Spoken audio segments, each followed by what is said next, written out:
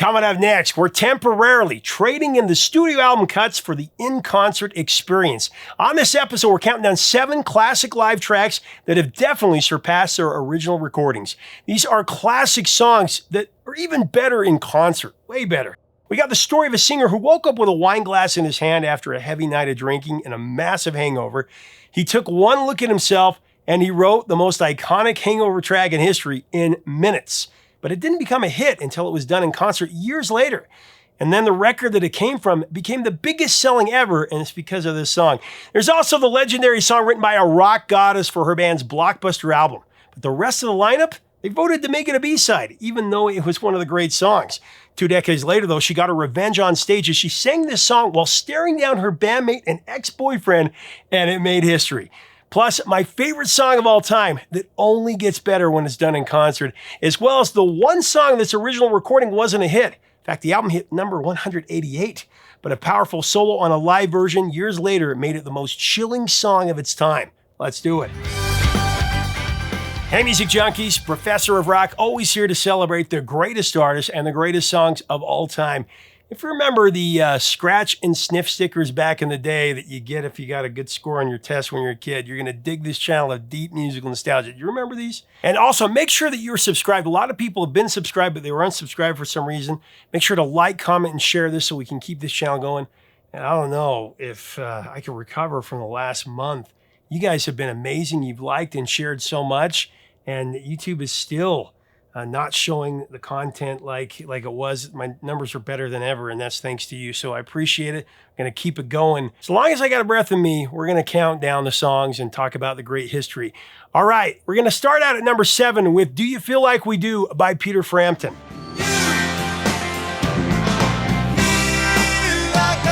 This might be one of the best examples of how a live version of a song can completely bury the original. Do You Feel Like We Do? That first showed up on Frampton's May 1973 album, Frampton's Camel. And the backstory of how it was written is really good. Peter Frampton woke up one morning wrecked from a night of heavy drinking with his bandmates with a wine glass still in his hand. His head was pounding, intense. Instead of closing his eyes and sleeping it off, Peter picked up a pen and he started writing. The opening line, woke up this morning with a wine glass in my hand, that wasn't poetic license at all. That was the truth.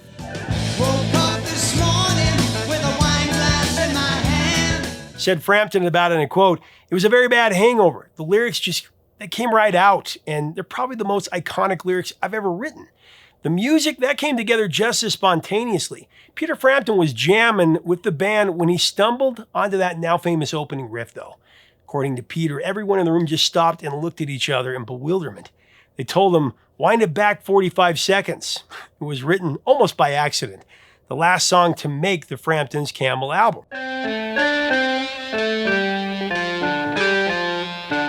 Now, the 1973 studio version, it's a solid track, tight 6-minute jazz rock piece with a lot of personality to it.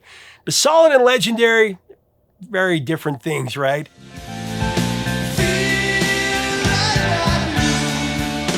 And the studio version, it would soon be superseded on June 14, 1975 by a legendary offering at the Winterland Ballroom in San Francisco.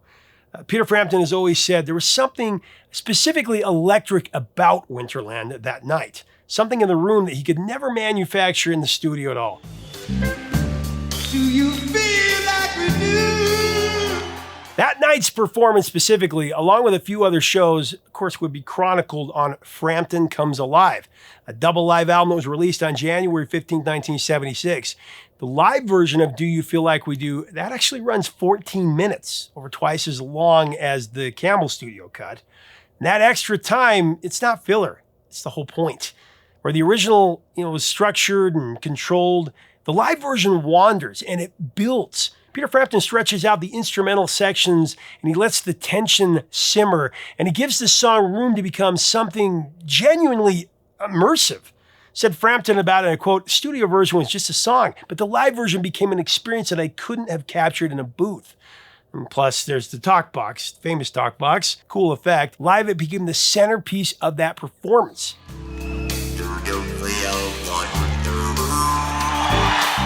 Back and forth The guitar and audience locked in this strange electric conversation is incredible. That live recording ended up becoming one of 3 iconic tracks on Frampton Comes Alive, along with Show Me the Way and Baby I Love Your Way.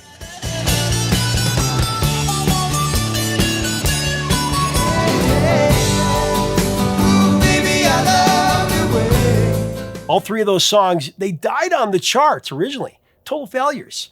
When they came alive on tour, and when it was put out, Frampton Comes Alive became the biggest selling album in history, at least for a few years. And it was passed up, but it's still one of the best selling live records ever made.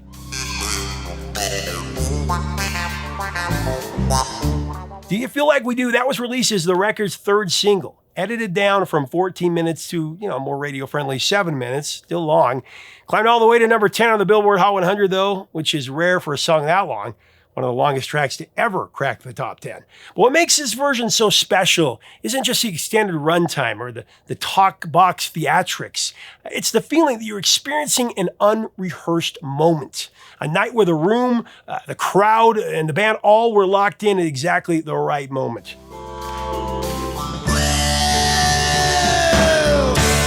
Peter Frampton caught lightning in a bottle at Winterland for sure, and the whole world got to hear it. Here's what he told me about it. 7 minutes, it's so long. I mean, singles are supposed to be 3 minutes. That's it, And most are, or most were. So yes, they asked me to do an edit and I couldn't believe it. And then, which we released. And then I believe most FM stations did their own, top 40 FM stations did their own edit, like PLJ and WPLJ in New York did their own, which was different than the one I'd done. But yeah, everyone was trying to do an edit to get it on the radio, I guess. All right, next at number 6, I've got Turn the Page by Bob Seger and the Silver Bullet Band. Turn the page. So Turn the Page was originally released as a studio track on Bob Seger's 6th album back in 72, and that came out in January 73. The studio version of Turn the Page, it's a somber, mid-tempo folk rock piece that serves as a weary travelogue of the independent musician's life. 16 hours and there's nothing there to do. It was recorded at Muscle Shoals Sound Studios, and the original rendition relies on a steady hypnotic rhythm and a prominent mellotron that provides a backdrop to Seger's gritty vocals. It's a good song, but, it's not phenomenal. Captures a specific moment in Seger's career where he was a huge regional favorite, but he was still unknown nationally. A mid-level artist grinding through the Midwest without major label support. Turn the page.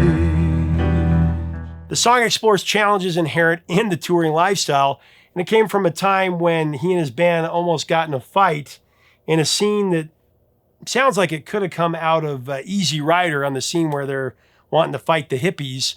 That's exactly what happened with Bob Seger. He comes in, he had the long hair, they thought he was a hippie, and it almost broke out in a fight. We've talked about it before, we have a whole episode on this. But the live version is where it becomes a standard. Turn the page. You hear it in the song, touring lifestyle, the alienation, the aggravation. Seger would say about it, I hardly ever rode on the road. I was more of a field general, and there wasn't a lot of time for riding on the road back then, at least for me. The only 2 songs I can think of that I wrote on the road are Night Moves and Turn the Page. Working on a night moves that you play. The recurring motif of turning the page symbolizes that relentless numbing cycle of the road. So there's that.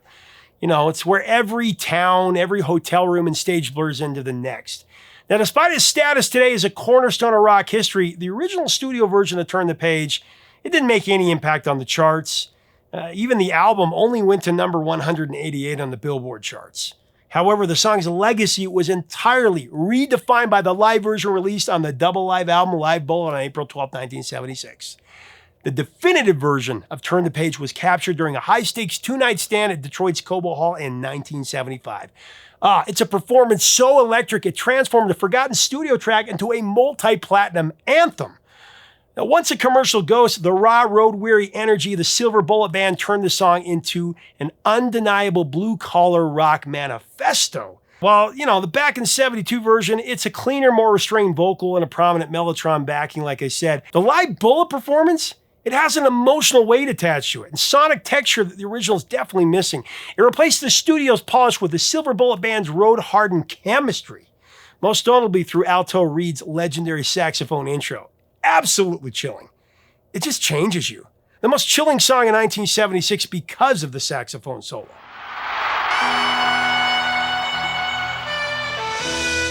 The live version at Cobo Hall, it makes you feel like you're right there living the tour that he's talking about, the life on the road. It transformed Turn the Page into a high-stakes cinematic anthem for sure. Turn the Page Live, it became a massive staple on album-oriented rock radio, and it's the version that every fan recognizes.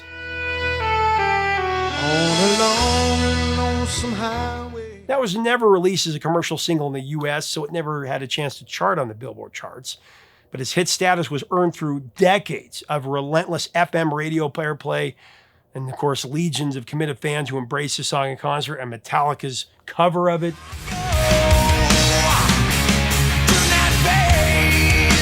That voice with that saxophone, it's perfection, right? Bob Seger, there's something about Bob Seger's voice. Nobody's been able to touch it. It's a sound all his own. I talked about Phil Collins and Karen Carpenter is uncopyable. Bob Seger's sound is uncopyable. You can't mimic it. It's just a voice that rages in the soul.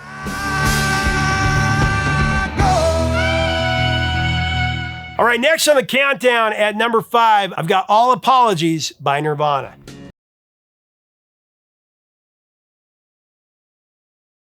This song is so heavy. So Kurt Cobain actually wrote All Apologies clear back in 1990. However, it didn't surface officially until 1993's In Utero, Nirvana's third and final studio album. It was the last track on the record, and this studio version produced by Steve Albini, it's a dense, abrasive piece of work. It's a classic. Cobain's vocals are double-tracked and raw.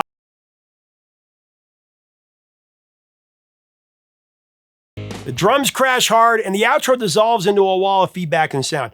I mean, In Utero, it's a deliberately uncomfortable record, right? And All Apologies fits right into that aesthetic. Released as a single in December 93, it went to number 1 on the Billboard Modern Rock chart and became one of Nirvana's signature songs on the radio, for sure.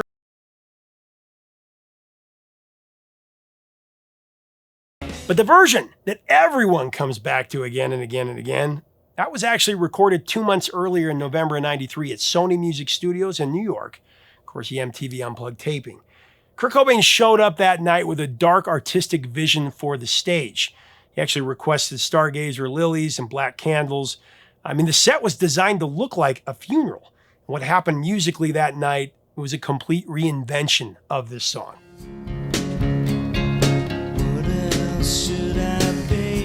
Gone was the distortion, the layered vocals, the crashing percussion, and in their place was an acoustic guitar, sparse yet precise. And of course, Cobain's cracking voice exposed and desperately alone. The difference between the two versions is definitely stark. The studio cut, it uses noise and armor, but the unplugged version, it removes all of it. It leaves Cobain with nowhere to hide, deeply vulnerable. His vocal delivery is a single unguarded take, and every line lands differently, when there's nothing to cushion it.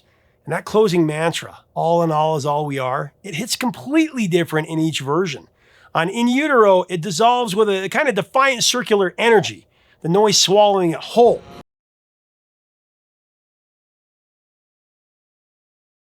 In the unplugged version, Nirvana strips the song down to its bare bones, and all in all is all we are. It fades into a hauntingly beautiful conclusion. All in all is all we are. And a short 5 months later, Kurt Cobain was no longer with us. He died in April of 94. And when MTV Unplugged in New York was released the following November, definitely the world listened to All Apologies in a completely new context, with a new set of ears. Everyone was trying to find clues in Kurt's songwriting and confirm that he, had warned us of his intentions to take his life. Although recently, I have to say, the investigation has been reopened. In hindsight, though, it's easy to think of the All Apologies performance as some kind of foreshadowing, right? Things to come. A final farewell. After all, Kurt sings, "What else could I write? I don't have the right. What else should I be? All apologies." All apologies. However, in Come As You Are, the story of Nirvana, Kurt Cobain is quoted as describing the song as pure happy happiness. He explained that he had dedicated the song to his wife Courtney Love and his daughter Frances Bean Cobain.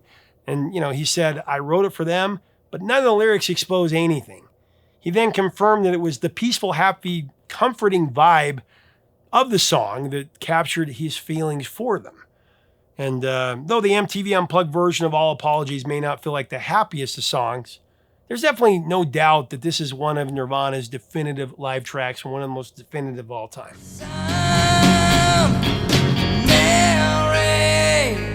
Coming in at number 4, I've got Everlong by Foo Fighters.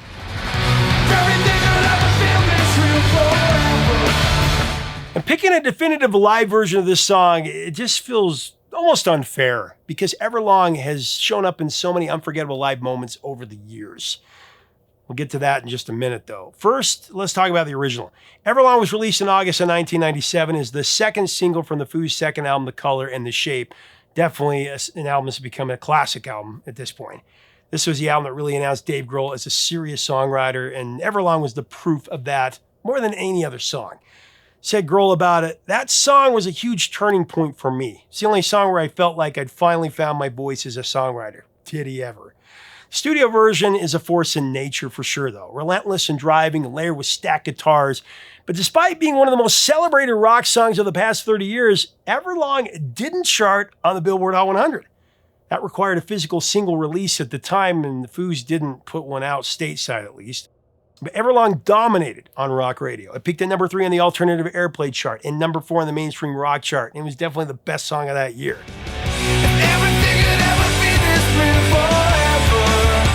And this is how much I love this song. I've said this once before, and there were hundreds of comments of hate and frustration, and I'm really not trying to rage bait here when I say this. It's just how I feel. I think Foo Fighters are better than the band that Dave came from, Nirvana. They are. I know I'll get even more hate and unsubs for that opinion, but it's the truth. It's how I feel. This song is the best evidence of that. I think it's the best song of the last 30 years. It is.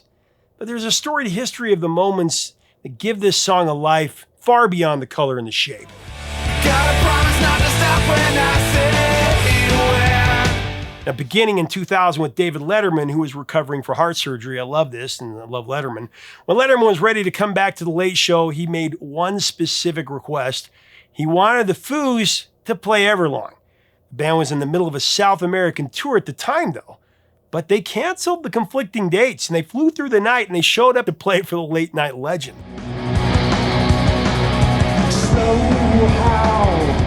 And there's just no doubt about it. One of the coolest music moments in TV history.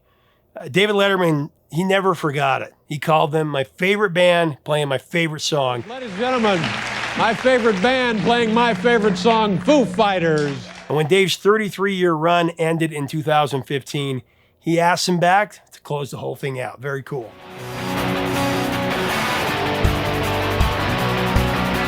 Everlong also took on an acoustic live of its own after the guys performed a stripped-down version on the Howard Stern Show in '98. And out of the red, out of her head she sang. Another essential chapter to the live story of Everlong happened after the tragic passing of longtime drummer Taylor Hawkins in 2022. At the 2 Taylor Hawkins tribute concerts, the song became a cathartic farewell to the beloved drummer for millions of Foo fans across the world. This song's for Taylor. But arguably the most iconic live version of Everlong, that comes from June 7, 2008 at Wembley Stadium in front of 86,000 people. That's when Everlong became something bigger than just a song. On the second of 2 nights at Wembley, 16 tracks into the set, Dave Grohl walked out on the massive runway alone with a guitar in hand. Cheers erupted as Dave began to play the familiar Everlong intro. But as he began into the lyrics, the stadium fell into a hushed, reverent sing-along.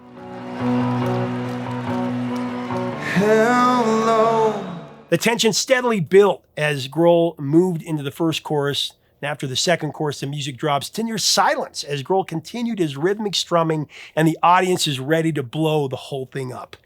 And finally, it's go time as Grohl runs back to the stage and screams, "Are you ready? Let's effing go."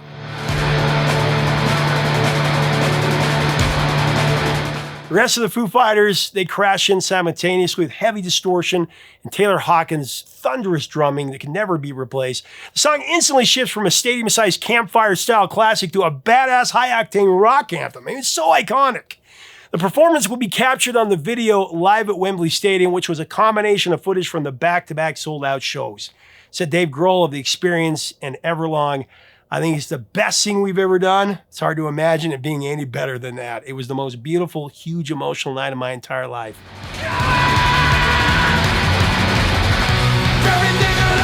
And you can't argue with it. Everlong, it's just, there's something about it. I don't know how to describe it. It's best not to describe it. It's best just to listen, to let it play, because it's just a soul crusher in the best possible way. Usually when you say soul crushing, it means it's a bad thing. This crushes your soul in a good way.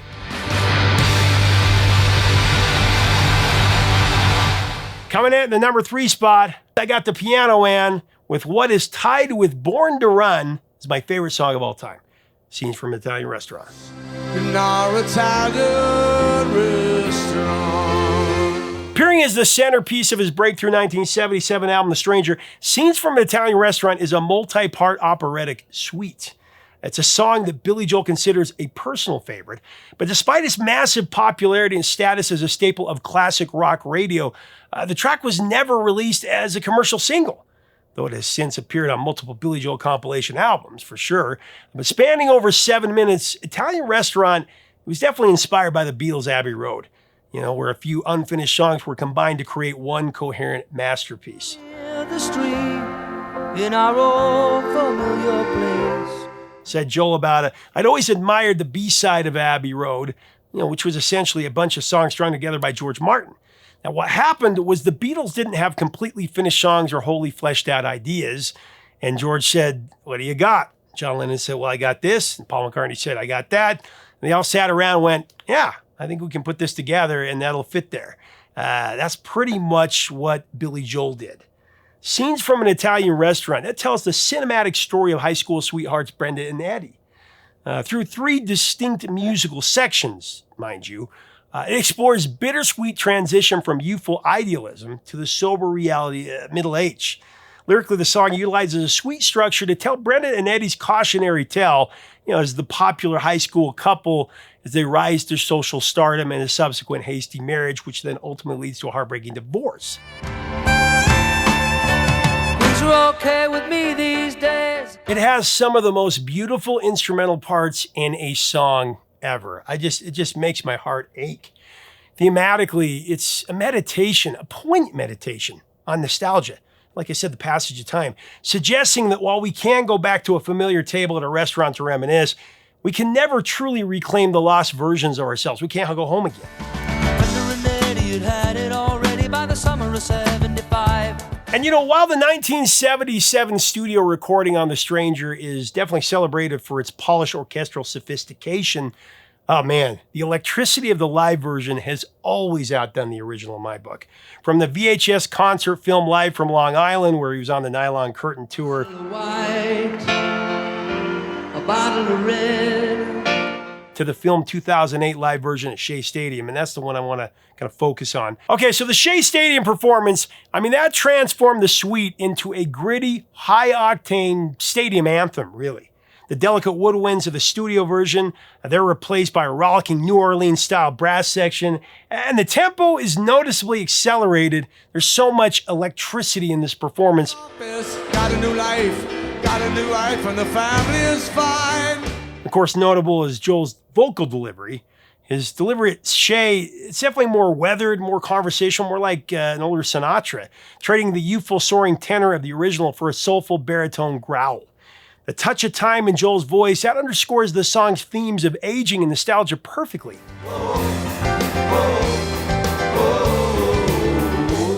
It's chronicled in the 2010 documentary Last Play at Shea. The show itself was a monumental cultural bookend for New York and marked the symbolic end of a blue-collar era as the stadium prepared for demolition. Billy Joel, of course, the quintessential Long Island bard, was chosen to close the venue because his career mirrored the stadium's history, really. The event became a star-studded wake featuring guests like the late Tony Bennett, there was Garth Brooks, and of course Paul McCartney, who christened the closing just as the Beatles had opened the stadium's musical history back in 1965.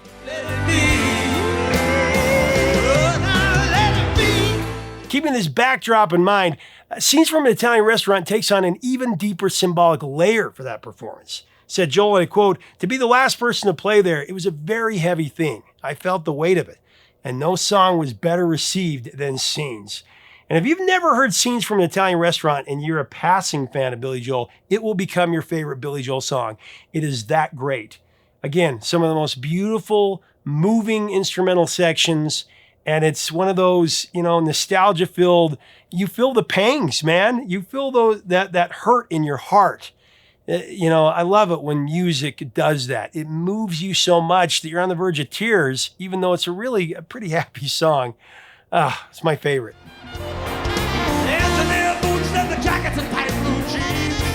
And I mean, if memory serves, I don't think that Billy hasn't played it in concert in all the years that he's been doing concerts, especially the last 20 or 30.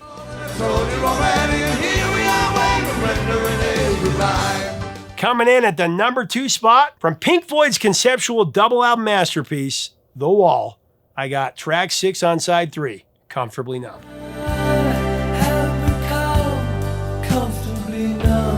So The Wall just barely squeaked into the 70s. It dropped on November 30th, 1979, but really kicked off in the 80s with a bang, ushering in Pink Floyd's 3rd decade as a band. The Wall was a monster of an album around the world. It reached number 3 in the UK. It went to number 1 in the US and Canada and in multiple countries across Europe. I mean, today, Pink Floyd's The Wall sold 33 million plus globally. Comfortably Numb, definitely the crown jewel of this mind-blowing record. Roger Waters wrote the lyrics about being divorced from reality, and in 1980 explained the song was born out of a horrific moment on stage in Philadelphia. We talked about it many times. It's such a classic song. Roger was in unbearable pain, and before stepping out to perform, a doctor gave him a sedative. And after receiving this medicine, Roger's hands went numb like 2 toy balloons, and Roger would draw on that memory, the devastating memory, to lay the groundwork for this iconic track. There is no pain, you are receding. All right, now I've been criticized in the past of saying that there's a lot of hyperbole in what I say and what I put on thumbnails and what have you, a lot of hyperbole. This is the greatest song of all time. But honestly, it's how I feel in the moment. That's how much I love music, and I'm guilty of that, but it's the passion I feel. But for me, Comfortably Numb rises above everything else in Pink Floyd's legendary catalog, if that were possible. But it also rises above just about everything else in everybody else's catalog as well. Comfortably Numb is the GOAT.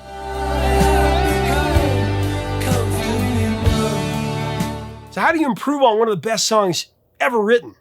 The only way is to experience it live. The first opportunity to experience it live for people, that came during Pink Floyd's The Wall tour in 1980. Man, I'd have given anything to be at one of those shows. The tour kicked off at LA's Memorial Sports Arena on February 7th and ran for just 31 shows across 4 cities up until June of 1981. The final June 1981 dates at Earl's Court were added specifically to capture footage for the Wall film.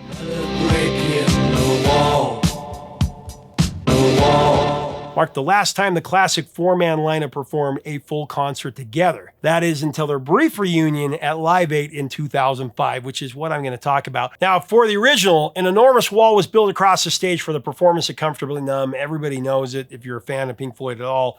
Down out in front of the wall, Roger Waters was dressed as the Doctor. Is there anyone at home? Meanwhile, 33 feet above him on a hydraulic lift, David Gilmour appeared to be, where he was singing and playing guitar from the top of that wall. Such a great sight. Spotlights shining out from behind him. And David Gilmour would say about it, it was a fantastic moment. To be standing up on there and Roger's just finishing singing his thing. I'm in pitch darkness and no one knows that I'm there yet. And Roger's down and he finishes his line. And I start mine, and the big back spots and everything go on in the audience. Their heads all lift up, and there's this thing up there, and the sound's coming out, and everything. Every night, there's this sort of gasp from about 15,000 people, and that's quite something, let me tell you. There is no pain you are receiving. Now jump ahead to July 2nd, 2005. After 24 years of lawsuits and public insults, the classic Pink Floyd lineup, they reunite for one unexpected performance at Live 8. More than 200,000 fans gathered at Hyde Park, with millions more watching worldwide. Have become comfortably numb. However, the tension backstage, it was so thick it nearly derailed the set before a single note was even played. A lot of people don't know that. While the world saw beautiful reconciliation during the Comfortably Numb finale, the band had already spent the rehearsals arguing over tempos and arrangements. Everybody had an opinion. Said Roger Waters about it, the rehearsals, they were very difficult. There were several moments where I thought about walking away, but once we got on stage and started Comfortably Numb, the music just took over everything else.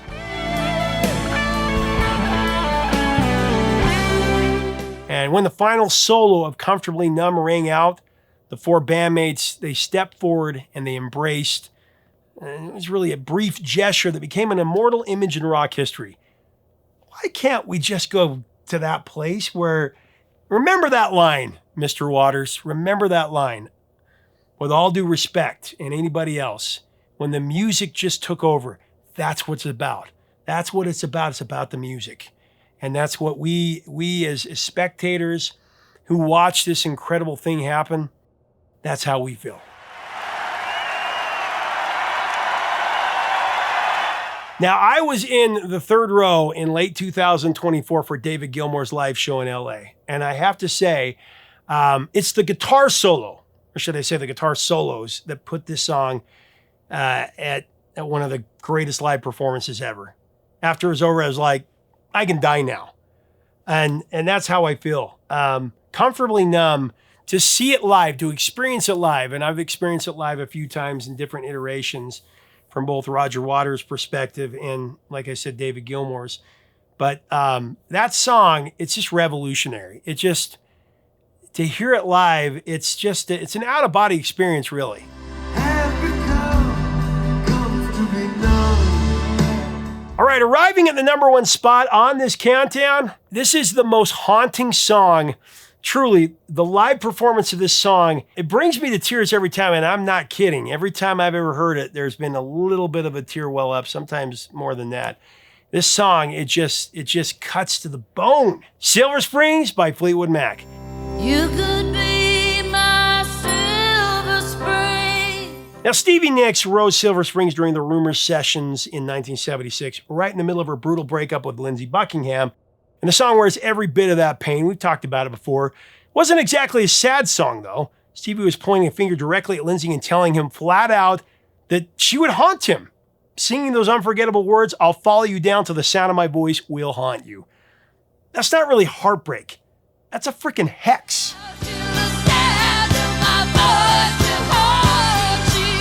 The title itself, that has a little story behind it. Stevie spotted a highway sign for Silver Spring, Maryland, on a road trip. She loved the sound of it. She tucked it away. But this is where the drama really comes in. Silver Springs was written and recorded specifically for Rumours. It was meant especially for that album. It definitely belonged there. But when it came time to finalize the track list, the band cut it. Can you imagine?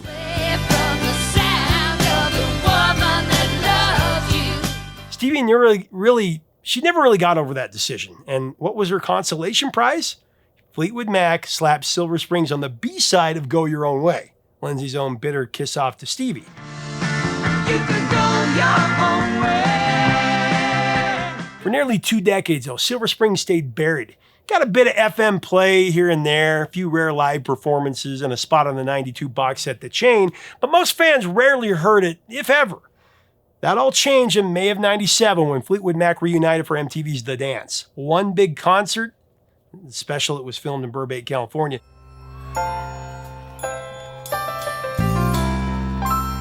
It's the kind of thing that MTV used to do. I mean, why can't we have something like that anymore? Done in a single night, it was meant to remind the world why Fleetwood Mac still mattered, as if we needed to be reminded. And Silver Springs, that's exactly where the whole evening caught fire. Now, the 1976 studio version, it's genuinely beautiful, but the 97 live version is something else entirely. 20 years of history had piled up between Stevie and Lindsey by that point, decades of professional tension and personal wounds, and all of it just bubbling under the surface. And when the band launched into Silver Springs that night, it all came pouring out in a rush. It became one of the greatest live moments in rock history, no doubt. Mick Fleetwood's drumming, it hits harder somehow. Lindsey's guitar work, it gets frantic, almost anxious. He was really feeling it.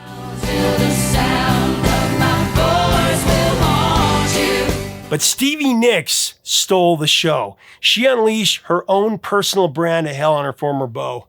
That line, "You'll never get away from the sound of the woman that loves you." Oh man, it is seriously unsettling. In the best possible way.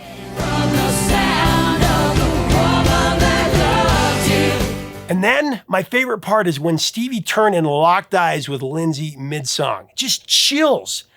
She just stared him down while singing his fate back to him. And then she jumps in at the very end and beautifully screams, "Was I just a fool?" One of the most heart-wrenching moments ever caught on live film.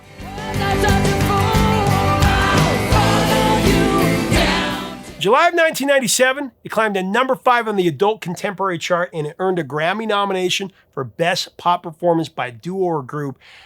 I guess better late than never, but man, what a performance. Stevie really said it best herself. She said, "It was me realizing that Lindsey was going to haunt me for the rest of my life," and he has.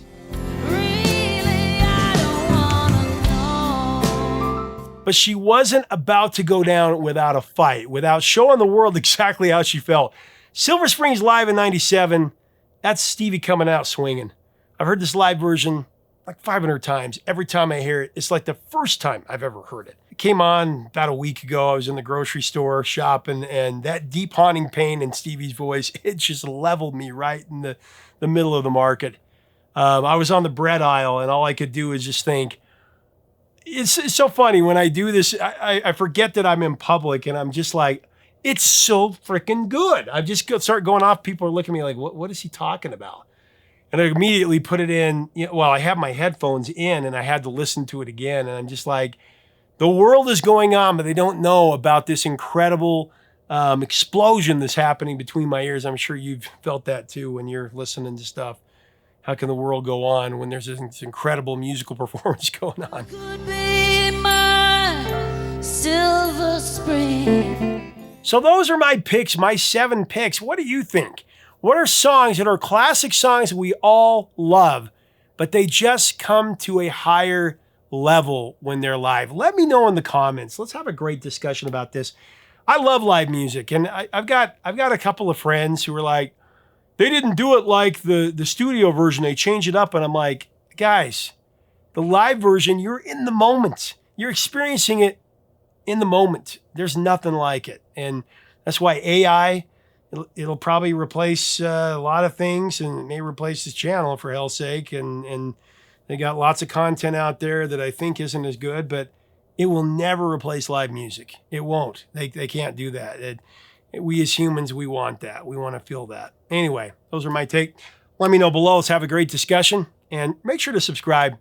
We want to keep this channel going. I have such a passion for music. I want to share that. I want to share the history. Keep these memories alive. So any way you can help, I appreciate your help. Appreciate you as an audience. I don't say it enough. I'm here for you. And as long as you let me, I want to keep these stories going. So until next time, 3 chords and the truth, my friends.